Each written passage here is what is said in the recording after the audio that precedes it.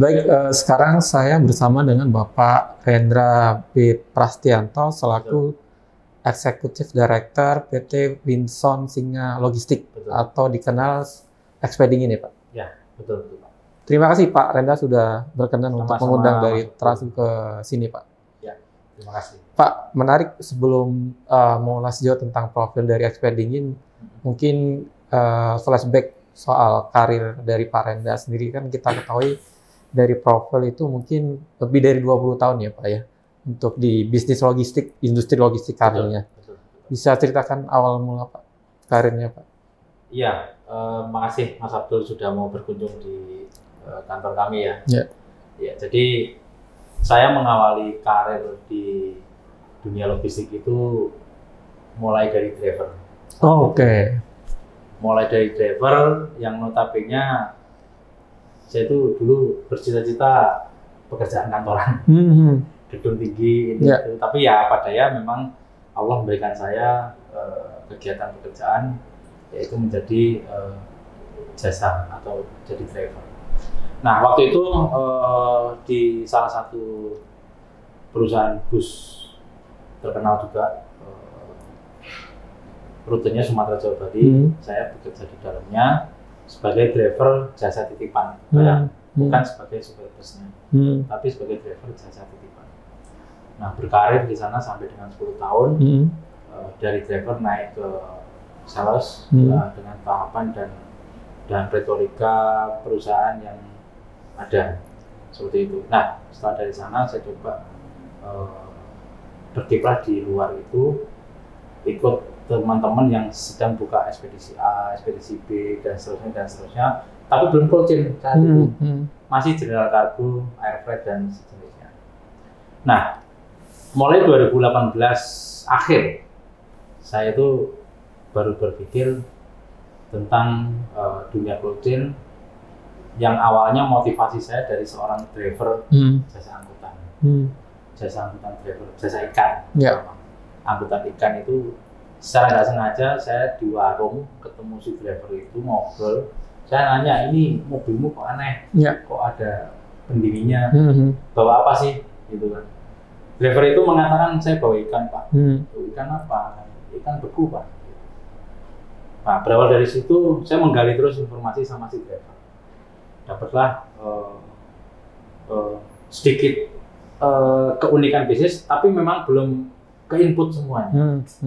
Seperti itu. Nah, terus menerus saya coba cari tahu dari 1, 2, 3 driver dengan berbeda latar belakang dan karakter. Barulah di akhir 2018 akhir dan mulai di 2019 saya mencoba bisnis yang tadinya saya hanya dapat cerita-cerita dari driver tersebut. Nah, mengawalinya juga ya luar biasa bingung. Putus asa ya. Tapi ya karena ulet tekun, ya sampai saat ini ya, saya bisa berkiprah di dunia cold chain dan nyaman di dunia cold chain. Baik, yang menarik awal karir sebagai driver ya Pak. Betul. Transisi dipercaya menjadi marketing atau sales itu gimana ceritanya Pak? Jadi driver itu dulu saya sering bawa brosur Pak. Di mobil itu saya selalu minta kepala operasional. Pak, ada brosur yang bisa saya bawa. Karena Pak, waktu ngantar barang itu, yang terima barang itu suka tanya, Pak, kalau saya mau kirim bagaimana? Ya kan? Nanyanya ke driver terus, Pak, kalau saya mau kirim di sini harganya berapa? Waktu itu kan teknologi belum secanggih saat ini. Ya saya bilang, waduh, hubungin kantor saja, Bapak, itu di mobil saya atau di nota pengiriman ada nomor telepon kantor, hubungin saja. Saya ini berjalan terus saya mikir loh, saya ini banyak ditanya orang begini begitu, ya sudah, saya coba sering komunikatif, customer itu akhirnya dengan sendiri, Bapak supir ini kemarin yang bilang bisa. Gitu. Akhirnya sama kantor, dicoba digali, di interview, di psikotes lagi kan untuk jenjang karir, naiklah di marketing. Gitu. Ya itu proses dari driver ke Tapi memang secara pribadi waktu itu memang ada minat untuk di dunia marketing Pak, dengan meminta sengaja brosur tadi Pak ketika menjadi driver. Ya, dulu itu kalau dibilang dunia marketing saya itu paling apa ya, ilfil. Jadi tuntutan target lah. Cerita dari teman-teman tuh nggak target dipecat. Apalagi ya, dimarah-marahin kalau nggak target itu dulu saya tuh marketing itu istilahnya kerja jadi marketing sama dengan bumerang dulu. Tapi seiring berjalannya waktu, begitu mendalami dunia marketing itu enjoy sekali saya. Jadinya yang tadi namanya mindset teman-teman itu nanti kalau nggak target dipecat dan seterusnya, sebenarnya tidak juga. Dipecat itu ada sebuah permasalahan apa, pasti ada masalah apa, dan nggak ketemu solusinya, pasti akhirnya pemutusan hubungan kerja. Nah itu pada akhirnya itu saya tepis dengan realita kehidupan saya sendiri selama jadi sopir, lanjut ke marketing. Itu tidak ada hal yang ini sih. Ketika mengawali sebagai karir baru Pak, sebagai marketing, waktu itu di tahun pertama apa yang kesulitan yang dialami Pak? Waktu itu apa ya, network sih. Saya waktu itu belum ada zaman media sosial, ya kita datang loh ke perusahaan-perusahaan, ketok pintu, ditolak satpam sering. Oh orangnya nggak ada Pak, wah itu ya gimana ya. Tapi namanya perusahaan sudah kasih tanggung jawab untuk jadi marketing, ya saya jalanin dengan sesuai apa kata senior saya waktu itu. Begini caranya, ya saya jalanin waktu itu. Memang sulit, memang tidak seindah yang dibayangkan orang yang awam tentang marketing. Tapi setelah diterjunin dan ditekuni pun, setelah ketemu kliknya juga, oh begini loh caranya, oh harus begini loh. Mulai cara bahasa, ngomong, ya, terus kemudian sharingnya, tukar pikirannya. Jadi kita tuh dituntut memahami apa sih yang dibutuhkan customer. Nah itu awalnya itu dulu, baru kita belajar menganalisa. Dan itu digunakan sebagai modal Pak Renda ketika memulai merintis 2018 itu Pak. Betul. Di cold chain itu ya Pak? Iya. Ya di cold chain itu rintisan awal, mumpung sudah punya background marketing. Pernah jadi leadernya juga di sisi level marketing itu, dunia cold chain itu sebenarnya nol bagi saya. Di perusahaan sebelumnya? Sebelumnya nol, dan saya mulai belajar dari situ. Lalu didukung dengan sarana perusahaan yang ada, dari pimpinan juga mendukung, dan akhirnya berjalanlah industri begitu Pak. Dan pada akhirnya yang dirintis dari nol itu bertumbuh tiap tahunnya. Mungkin dikasih gambaran Pak pertumbuhannya Pak. Ada cerita menarik dari sisi kenapa tiba-tiba bisnis cold chain ini meroket. Mungkin Pak Abdul tahu COVID-19 pada waktu itu, yang mana semua pusat bisnis terutama infrastruktur, pembangunan yang lain-lain, kemudian jasa pengiriman yang lain, semua pada diberhentikan sama negara. Nah, tapi di sisi pangan itu negara mewajibkan jalan. Memang waktu itu peraturannya ada yang boleh berjalan, ada yang tidak, harus berhenti dulu bisnis. Nah, kebetulan sektor pangan tidak boleh berhenti. Pangan, bahan bakar, sama satu lagi apa saya lupa itu, tidak boleh berhenti. Nah, disitulah kami tiba-tiba meroket. Meroketnya juga tidak instan, ada proses juga. Gitu. Perkembangan bisnis cold chain meroket ini, sosok saya sendiri, karena teknologi sudah semakin canggih dan banyak waktu itu WFH itu dimanfaatkan untuk bekerja tapi secara online. Disitulah kami mencoba menjalankan sistem marketing secara online. Nah, seiring berjalannya waktu di perusahaan sebelumnya, saya mencoba membranding diri saya bahwa saya bisa handling untuk dunia cold chain, handling terutama barang yang kecil-kecil yang hanya orang rumahan bisa berbisnis gitu. Nah itu awal-awal di cold chain, kenapa bisa tiba-tiba bisnis cold chain ini jadi seksi, itu sih. Sebelum akhirnya Pak Rendra memutuskan hijrah di Expedingin, mungkin kelas baliknya Pak dari 2018 ke 2022 itu pertumbuhan di perusahaan sebelumnya seperti apa Pak? Mungkin dari unitnya, mungkin dari unitnya 1 jadi berapa di waktu itu diawali 2 unit. 2 unit itu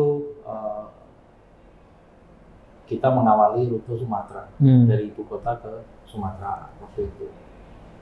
Karena di Medan, pemberian terakhirnya di Medan, kebetulan pimpinan saya yang dulu itu juga punya tempat tinggal di Medan dan punya bisnis juga di Medan. Iya. Akhirnya kita sepakat bikin rute Jakarta-Medan lewat lintas timur yang melewati Lampung, Palembang, Jambi, Pekanbaru. Nah, dari 2 unit itu jadwal seminggu sekali mencoba merintis dunia logistik pendingin dengan suhu temperatur minus 20. Karena pengiriman itu ada 2 suhu, suhu chill sama suhu frozen. Nah, saat itu yang ramai suhu frozen, yang minus 20 tadi. Apa yang dibawa? Ya, seperti ikan, daging, bahan baku makanan, dan keturunannya. Dan lain-lainnya juga. Ya, terutama yang membutuhkan suhu beku. Nah, tidak mudah memang merintis dunia pendingin karena banyak merubah mindset SDM. Ya, terutama driver, operation sampai customer service pun juga harus paham. Yang saya training mereka ya dengan segala kesulitan karena merubah mindset yang sudah nyaman menjadi 0 lagi yang mereka balik tidak nyaman itu tidak mudah. Tapi saya terus berpikir, terus berusaha. Saya sendiri aja bisa yang berkarir 20 tahun di logistik, terutama bukan coach ya. Akhirnya pindah ke coach, saya merasa bisa. Jadi teman-teman ini harus bisa. Kenapa? Ya mereka tak contohin dari sisi saya. Saya juga manusia seperti kalian, dan saya bisa merubah paradigma itu. Gitu. Yang penting ada kemauan. Dan pada akhirnya teman-teman mulai dari driver, operation, customer service, sampai accounting pun, saya adain training departemen lah. Jadi bukan meeting secara barengan, tapi pendekatan secara per divisi. Ini harus bagaimana, penanganannya bagaimana, dan kelanjutannya bagaimana. Nah itu Mas Abdul cerita. Ya, sampai akhirnya di 2002 itu capaian bisnis sampai di titik apa Pak? 2022. Iya Mas, di perusahaan Sumber sampai di titik apa? Maksudnya dari sisi armada bisa naik dan kapasitas pergerakan barangnya seperti apa? Yang 4 tahun berjalan dari 2 unit bisa sampai 40 unit waktu itu. 40 unit? Ya, dari 2 unit. Hanya dari 2 unit? 40 unit tapi kombinasi ya, bukan satu unit, bukan satu tipe tapi beberapa tipe sampai 40 unit. Dari yang kecil, sedang, besar. Terutama kita banyakin unit yang kecil dan sedang. Untuk apa? Ya untuk bantu servis, jemput bola, antar bola, seperti itu. Itu yang luar biasa, kiprah luar biasa. Bukannya ngomong apa ya? Pandemi itu ada orang bilang musibah. Kalau dari sisi saya sendiri dan perusahaan waktu itu berkah pandemi itu. Nah jadi ya ada plus minus di badan usaha yang lain-lain. Berarti puncak momen kenaikan itu di pandemi ya Pak? Betul, di pandemi. Nah setelah pandemi kan jadi endemi, ya kan? Orang diperbolehkan kumpul tapi nggak boleh banyak-banyak. Nah ya itu trennya masih bagus. Bahkan sampai saat ini yang sudah menjadi normal lagi lebih agresif malah. Seperti itu. Jadi bisnis cold chain ini seiring berjalannya waktu terus meningkat tiap tahun. Itu maksudnya. Ya, pada akhirnya Pak Rendra menerima tantangan baru Pak di perusahaan baru Expeding ini Pak. Ya. Apa pertimbangan dari Pak Rendra Pak? Saya menerima karir baru di Expeding ini satu hal sih. Di perusahaan sebelumnya itu karir saya sudah maksimal. Oke. Tidak bisa lebih lagi. Ada tantangan baru di sini ya Pak? Karena saya coba di perusahaan sebelumnya itu menyampaikan hal tersebut cukup alot, 3-4 bulan, bahkan sampai 5 bulan kalau nggak salah. Untuk melakukan improve bisnis. Improve bisnis, bukan negosiasi ya, apanya ini loh saya punya konsep bisnis seperti ini. Rencana ekspansi, plan bisnis gitu ya Pak? Saya coba paparkan di depan para direksi waktu itu, dan direksi bukan tidak menyupport, memending istilahnya. Dia bilang ini saya hold dulu ya, nanti kita bicarakan di bulan kelima itu kalau nggak salah. Pada akhirnya saya coba present ke SP Dingin. Nah, saya tahu SP Dingin itu sebelumnya dari LinkedIn. Oke. Ya kan? LinkedIn Pak. Dari LinkedIn. Iya. Nah, ya dari LinkedIn lah, itu dari media sosial itu. Dari LinkedIn yang upload ternyata teman saya sendiri, Bu Stefania waktu itu. Karena saya sering komunikasi sama Bu Stefania, beliau adalah salah satu direksi di Windsor Group ya. Waktu saya masih di beliau sebelumnya, saya masih sering komunikasi sama Bu Stefania itu. Di LinkedIn itu Bu Seva tiba-tiba ngupload new product dari holding dia. Saya coba menyapa, saya coba bawa konsep bisnis itu ke Windsor Group. Dan pada akhirnya dibaca sama Windsor dan semuanya disetujui. Akhirnya saya coba jalankan bisnis ini bersama Windsor. 2022 akhir itu dia mendirikan perusahaan ini, perusahaan Windsor Singa Logistik. Bulan Maret kalau nggak salah 2023 saya bergabung. Dan sampai saat ini. Berarti SP Dingin ini anak usaha dari Windsor Group. Betul. Mungkin sekilas profil dari Windsor Group ini core bisnisnya apa Pak? Ya, core bisnis Windsor Group itu kalau Pak Abdul lihat di website berangkat dari processing, yaitu ikan tuna. Berangkat dari processing ikan tuna, kemudian berkembang lagi karena bisnis cukup stabil dan meningkat, berkembang di jasa cold storage. Jasa cold storage selain dipakai internal, eksternal juga bisa pakai atau disewa-sewakan. Nah, berjalan lagi juga akhirnya bikinlah jasa transportasi, namanya SP Dingin ini. Seperti itu. Secara bisnis model, karena tadi Pak Rendra katakan di SP Dingin lebih punya tantangan nih kan dibanding perusahaan sebelumnya. Secara bisnis model apakah berbeda Pak dengan perusahaan sebelumnya? Permodalan atau bisnis modelnya? Bisnis model. Bisnis modelnya sama tidak saja. Ada yang berubah. Tidak ada yang berubah. Modelnya sama, tidak ada yang berubah. Jadi dari sisi tim, handling, operation, kemudian customer service sampai finance semua sama. Tidak ada yang membedakan. Lantas apa yang coba dibangun oleh Pak Rendra dan beda dengan perusahaan sebelumnya? Karir sih. Saya kenapa ambil keputusan hijrah ke SP Dingin, dari sisi karir, dari sisi bakat sama improvisasi pengembangan. Presiden Direktur Windsor ini percaya 100%. Mempercayakan distribusi logistik ini coba Pak Rendra jalankan sesuai dengan caranya Pak Rendra. Kita dari holding support saja. Nah, sampai saat inilah saya terus disupport sama PT Windsor, yaitu cold storage-nya untuk menjalankan bisnis logistik pendingin hingga saat ini. Berawal dari 5 unit saya masuk di SP Dingin itu atau WSL ini, saya masuk sudah dari 5 unit, ya kan? Dan sekarang sudah hampir 20 unit. 20 unit, Dan terus meningkat, karena kita sudah repeat juga. Seperti itu sih Pak. Peningkatan unit itu apakah juga penambahan rute juga Pak? Penambahan rute dan tingginya demand. Makanya kami harus menambah aset. Menambah aset, menambah SDM juga. Karena demand masih tinggi. Tadinya di rute mana saja sekarang? sama. Awalnya seperti perusahaan sebelumnya main di Sumatera, dan pada akhirnya kita buka rute Jawa Bali setelah berjalan saat itu. Oke. Jaringan distribusinya Mas selain dari Jakarta, Medan, untuk cold storage-nya? Untuk cold storage hanya di Medan. Hanya di Medan. Iya, hanya di Medan saja. Tidak buka cold storage di ibu kota. Hanya transport saja lah.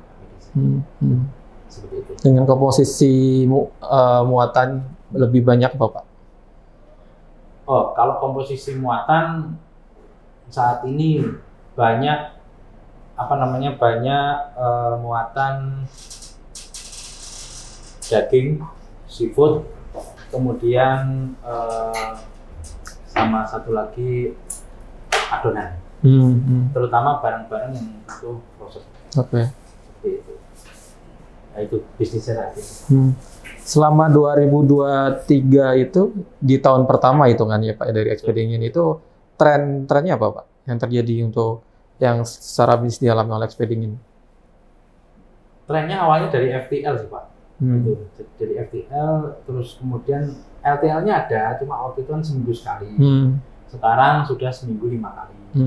Yang rute Jawa Bali yang tadinya seminggu sekali, sekarang sudah 2 kali. Jadi trennya meningkat dan banyak kuliner yang gugur dan banyak juga kuliner yang tumbuh berkembang. Oke. Dari sisi bisnis. Overall jadi secara muatan ini untuk food sejauh ini masih food ya Pak? Food. Farmasi kita tidak bawa. Barang-barang yang non makanan kita tidak bawa. Jadi fokusnya adalah di bahan baku sama makanan pada umumnya. Walaupun ada permintaan untuk itu. Walaupun ada permintaan saat itu, dan pada waktu itu juga ada permintaan Pak bawa farmasi, Pak bawa cairan yang memang cairan kimia yang harus butuh suhu tertentu. Nah, kami saat ini belum bisa mensupport itu. Sebenarnya di luar food itu market untuk cold chain itu industri apa saja Pak? Farmasi? Ya, ada farmasi, ada chemical, ada alat kesehatan, ada seperti itu. Dan banyak itu butuh suhu sama, butuh suhu semua, walaupun beda temperatur. Termasuk kosmetik? Kosmetik, mungkin bahan bakunya kosmetik yang harus pakai suhu. Kalau kosmetik selama ini nggak ada yang pakai suhu tertentu. Saya belum tahu ya. Mungkin bahan bakunya ya ada. Itu bahan baku untuk menjaga suhu itu terjaga untuk diproduksi. Itu. Contoh mungkin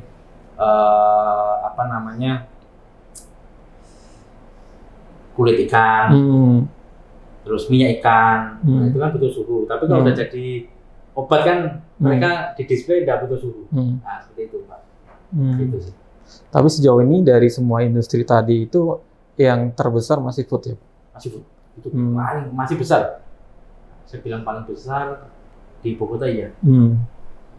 Cukup tinggi demand untuk keluar kota ya. Terutama di ibu kota Jakarta sendiri, Pak Abdul lihat banyak tumbuh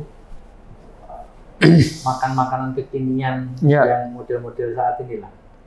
Yang tadinya saya juga tahu ini makanan apa, tapi kan saya penasaran. Oh ini seperti ini. Banyak tumbuh lah. Jadi saya nggak khawatir. Itu sih Pak. Oke. Dari armada yang dimiliki oleh Expedingin kan mulai dari Tronton sama Engkel Pak ya. Sementara untuk tren yang saat ini terjadi untuk khususnya kawasan kota itu sudah mulai banyak startup untuk handle di last mile, mulai dari kurir-kurir motor. Itu sepengamatan dari Pak Renda seperti apa marketnya untuk itu Pak? Nah untuk seperti yang kecil-kecil ya last mile kalau saya ngomongnya itu dari motor kemudian sampai roda 3 dan roda 4 mobil kecil permintaan juga banyak Pak. Jadi teman-teman yang bisnis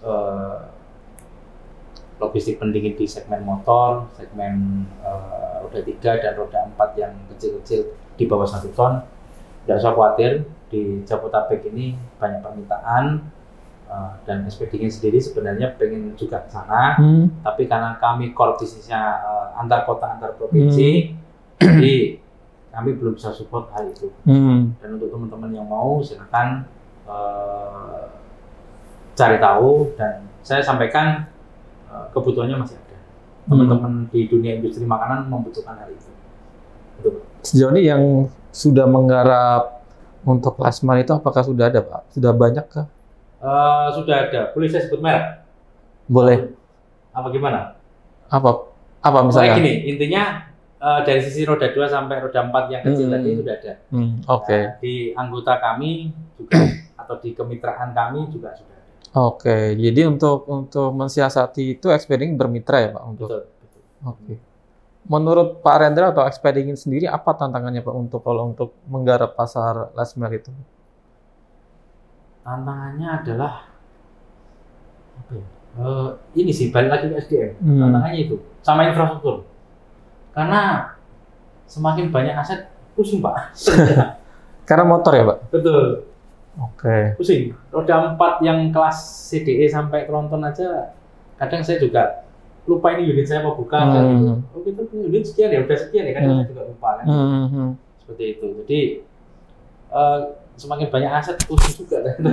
Makanya saya banyak menggandeng mitra saat ini. Sudahlah teman-teman di komunitas itu bisa support, ya sudah yuk jalan bareng-bareng. Kan sekarang bukan zamannya superhero, tapi sekarang menjadi Avenger. Begitu Pak. Oke. Khusus Jawa sendiri, sekarang untuk plan di tahun ini, mana yang menjadi fokus Pak? Daerah yang akan digarap? Sepanjang tol Trans Jawa sampai Bali. Rute-rute sepanjang tol Trans Jawa itu banyak tumbuh kuliner-kuliner merek-merek ternama. Nah, saya buka rute Jawa Bali itu sepanjang tol Trans Jawa termasuk kota penyangganya. Nah, di situ ramai sekali. Bisnis kuliner yang butuh logistik benih. Nah, itu. Untuk menjangkau pasar itu apa yang sedang disiapkan oleh Expedingin?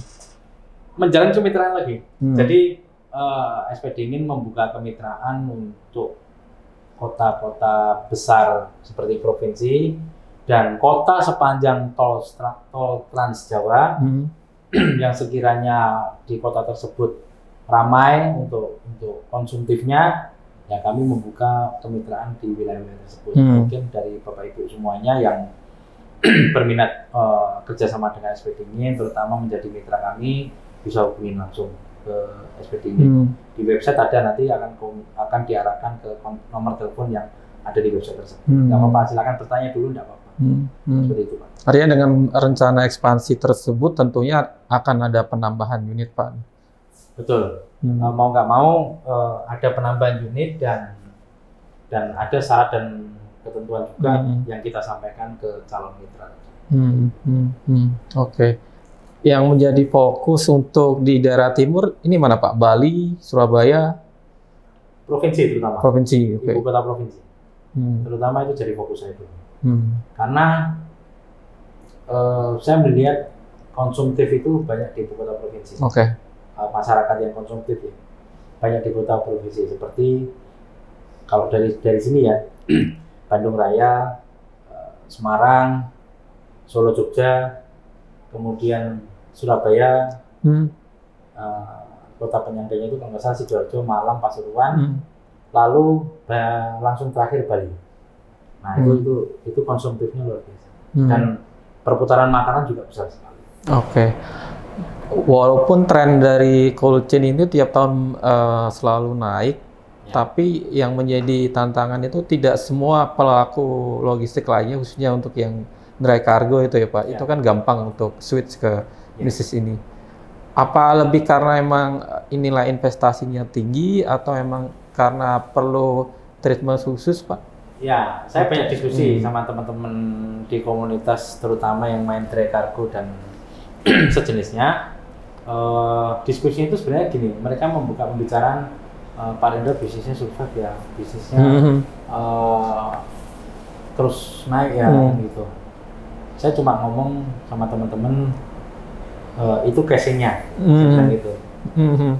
Secara casing atau secara owner duty-nya, Bapak Ibu melihat kami happy. Tapi banyak halang rintangan yang kami itu sebenarnya juga sedih kalau diingat-ingat.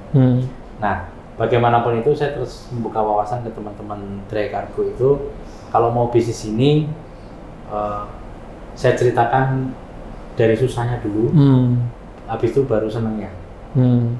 Sudah cerita Pak. Apa misal Pak susahnya Pak yang biasa di-sharingkan ke teman-teman? Yang pertama pengadaan unit. Oke. Berbeda dengan unit pada umumnya. Ya. Dari sisi cost ya itu. Itu sedih dari sisi cost. Selisih berapa misalnya Pak? Luar biasa Pak. Ibaratkan ya, kalau diibaratkan itu saya punya mobil CDD Dry 2 unit, dapat 1 CDD River. Oke. Perbandingannya Oke. 2 kali lipatnya gitu. Betul. Kenapa mahal? Ya, sasisnya kan sama Pak harganya. Betul. Secara sasis harganya sama semua. Merek A, merek B, merek C, ya tergantung dealernya yang memberikan penawaran. Nah, yang berbeda adalah dari sisi karoseri dan temperatur pendinginnya, mesin pendinginnya. Itu yang membedakan. Memang saat ini banyak merek-merek pendingin tumbuh. Tapi saya selalu bilang sama teman-teman, silakan pakai sesuai budget. Oke. Tapi ikutin standar. Nah, saya kasih paparan mereka standar-standarnya dulu. Kalau di kami itu mobil CDE standarnya tipe yang kalau saya sebutin tipe yang tipe 400, 600, 800, 1200 kan gitu. Seperti itu, harus sesuai standarnya. Oke. Apakah bisa dikatakan untuk pemain Dry Cargo ini maju mundur untuk switch ke truk pendingin karena lebih investasinya lebih mahal? Itu salah satu faktor. Salah satu faktor investasi sama SDM. Itu aja. Karena dari sisi SDM saya selalu bilang sama mereka, jangan libatkan SDM yang sudah ada. Oh, oke. Jadi contoh harus benar-benar baru atau gimana? Pengusaha kargo, ya kan? Bapak sudah punya tim nih, bisa mindahin jembatan, bisa mindahin gorong-gorong. Nah, tiba-tiba Bapak pengen bisnis kayak saya, tim yang bisa mindahin jembatan sama gorong-gorong tadi, waduh, dia kena mental langsung. Iya, iya. Tiba-tiba dipindah. Betul, mau nggak mau harus tim baru. Supaya bisnis Bapak yang lama nggak terganggu. Kenapa waktu itu teman-teman pakai SDM yang ada? Jadi begitu mau lanjut ke dunia pendinginnya supaya bisnisnya jalan, secara panggilan pekerjaan, ada pindahin gorong-gorong, ada pindahin jembatan.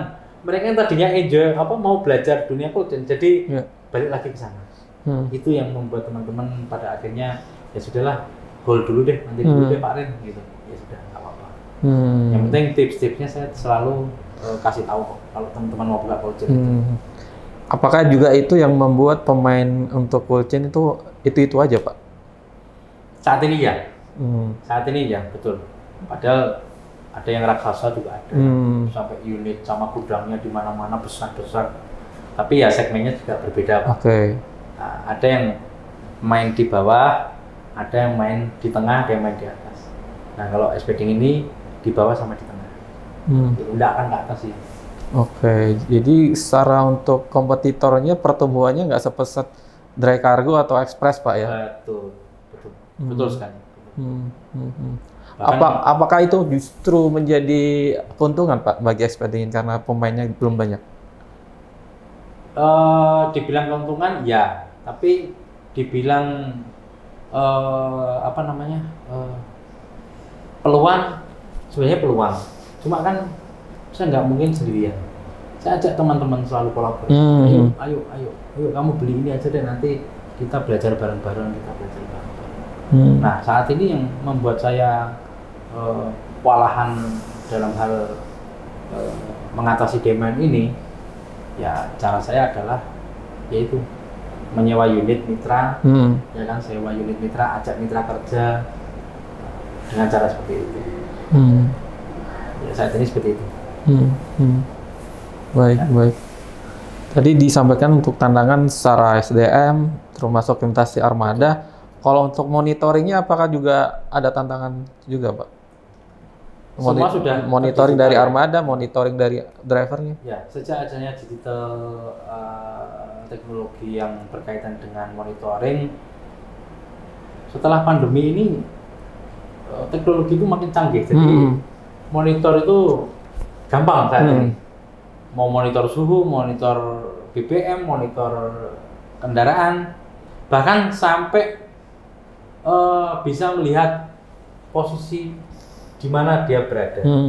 Kan banyak tumbuh sudah ada kamera lah, ini itulah kan. Saya ikut seminar-seminar juga, udah ada kamera sekarang, udah ada, bagus sekarang nih teknologi. Senang Pak saya itu.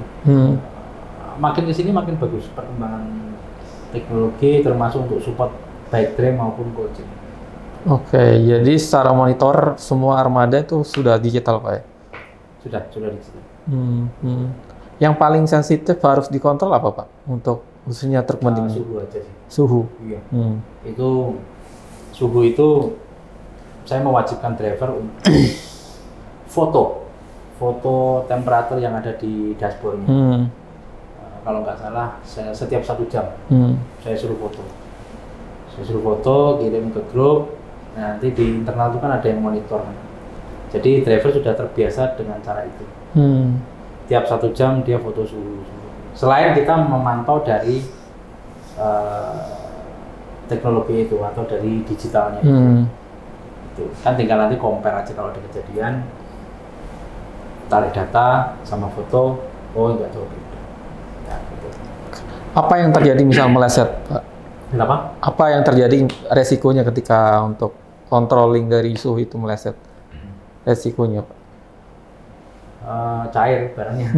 Ada kerusakan barang ya? Betul, bisa rusak. Penurunan kualitasnya turun, ya kan. Kemudian yang orang tadinya kirim beku tiba-tiba nyampe lokasi lambe.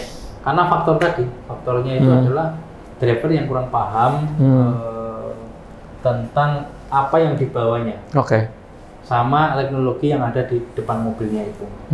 Nah, dia harus bagaimana? Kan dia harus hafal fitur-fitur yang ada di depan di dashboard itu. Sama kayak pilot menerbangin pesawat mau penumpang mau barang, banyak teknologi di situ kan. Nah, itu harus tahu. Berarti driver yang direkrut itu tidak hanya skill mengemudi ya, dia harus paham suhu, paham muatan juga. Betul. Dia harus paham yang di bawah, temperaturnya harus bagaimana, dan mengkondisikannya harus bagaimana. Makanya bisnisnya sama bisnis model cost-nya sangat berbeda dengan driver pada umumnya. Itu Pak. Baik. Jadi untuk penerapan SL Pak atau service level agreement-nya itu seperti apa Pak? Lebih ketepatan waktu atau ketepatan suhu atau apa Pak untuk truk pendingin ini? SLE saat ini berpaduan sama hari ya, bukan jam ya, tapi kita ngomongnya di day by day-nya gitu. Kedatangan sama keberangkatan itu tidak semulus kereta api dan pesawat. Di darat itu banyak problem yang bisa menentukan terlambat ataupun lebih cepat. Gitu. Makanya saya selalu bilang sama customer itu masalahnya adalah day by day. Misal kota A, kota B, kota C, sekian hari ya. Jam berapa Pak datang? Kami nggak bisa eskalasi jam, gitu, karena susah. Lu kan sudah rutin Pak Rendra, betul sudah rutin. Tapi tetap saya ngomongnya day, bukan jam lagi. Akhirnya seiring berjalannya waktu customer mulai paham ya sudah. Seperti itu. Oke. Pak Rendra ini diketahui kan tidak hanya kegiatan di ekspedingin, juga berorganisasi ya, seperti di PPLI gitu. Betul. Apa yang dicari Pak ketika Bapak juga berinteraksi dengan pelaku logistik lain?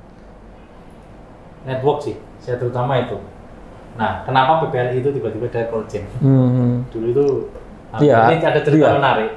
Padahal ada organisasi yang memang fokus di Colgen ya. Ada cerita menarik.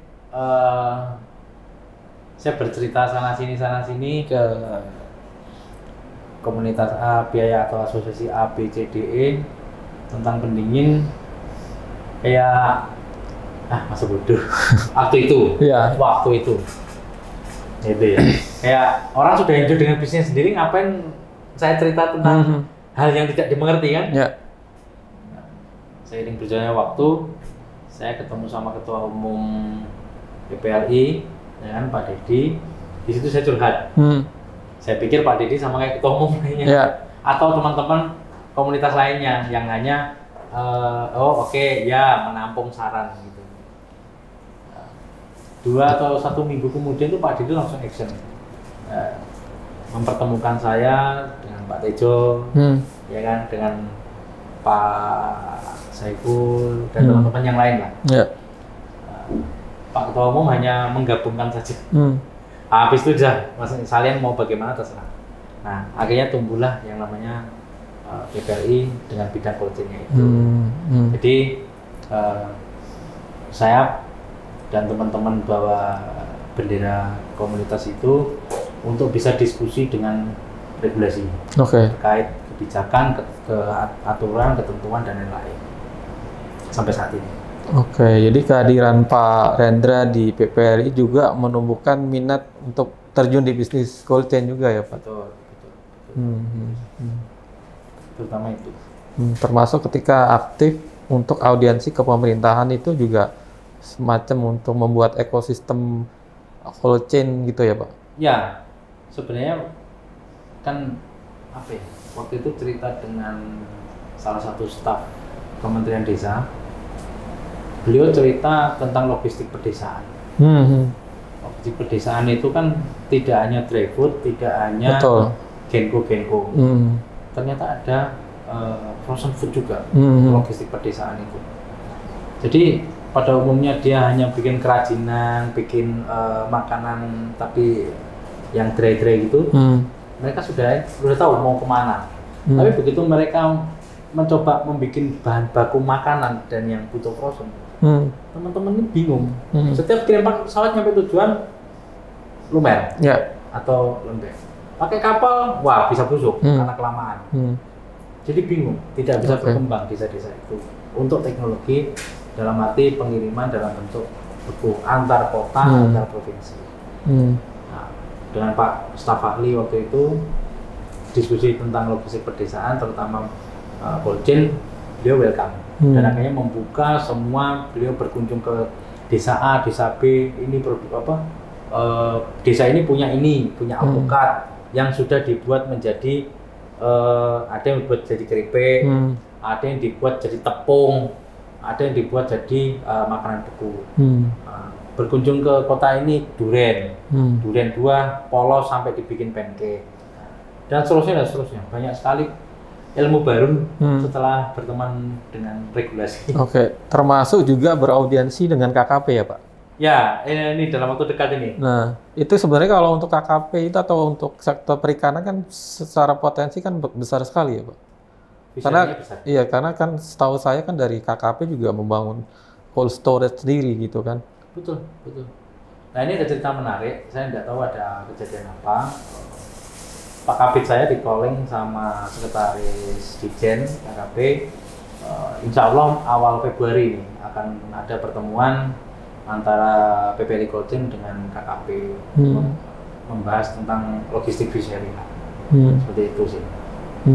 Baik. Nanti seperti apa perkembangannya saya belum tahu apa yang dibicarakan nantinya, karena pertemuan itu baru ada nanti di Februari. Siap. Terakhir Pak Rendra, mungkin plan bisnis dari Expandingin untuk tahun ini dan jangka panjang seperti apa? Plan bisnis Expandingin saya cuma satu Mas, membuat UKM maju hingga pelosok negeri, khususnya di sektor pangan. Itu aja sih pengembangan saya. Ada rencana ekspansi ke daerah-daerah? Ada. Ya dengan kemitraan tadi. Kita tidak mau sendirian, tapi kita mau bersama-sama dengan kemitraan. Di luar Jawa dan Sumatera dan Bali ada next mungkin daerah lain Pak yang dirambah dan punya potensi gitu? Saat ini 30 itu dulu. Nanti melihat kebutuhan sampai keluar pulaunya seperti apa. Saat ini fokus kami 30 dulu, Sumatera, Jawa dan Bali. Itu dulu Mas. Sebenarnya kalau untuk Sumatera itu apa yang besar Pak di sana? Yang besar? Sayuran, buahan, hasil tani lah. Dari Jawa ke Sumatera ya Pak? Dari Sumatera ke sini. Kebalikannya. Kalau dari Jawa ke Sumatera, kami kebanyakan bawa yaitu tadi produk bahan baku makanan, daging dan ikan. Seperti itu. Tapi sebaliknya kami lebih banyak bawa barang-barang pertanian dari Sumatera ke Jawa. Gitu sih. Baik, oke. Sebagai penutup Pak, mungkin ada yang bisa disampaikan oleh Pak Rendra untuk mungkin yang tertarik bermitra atau mungkin pelaku logistik dry cargo yang juga tertarik untuk masuk di dunia logistik pendingin, apa yang ingin disampaikan Pak? Ya, buat teman-teman atau teman-teman yang mau bisnis ke dunia cold chain, silakan hubungi saya, ya kan. ASP Dingin membuka kesempatan untuk bermitra, berkolaborasi di kota-kota lainnya, Sumatera, Jawa, dan Bali. Lebih lanjutnya teman-teman bisa hubungi saya nanti di sini. Terima kasih. Gitu aja. Baik, terima kasih Pak Rendra, sukses untuk ASP Dingin. Sama-sama Pak Abdul, terima kasih banyak sudah berkenan waktunya untuk datang ke kantor kami dan siaran. Baik.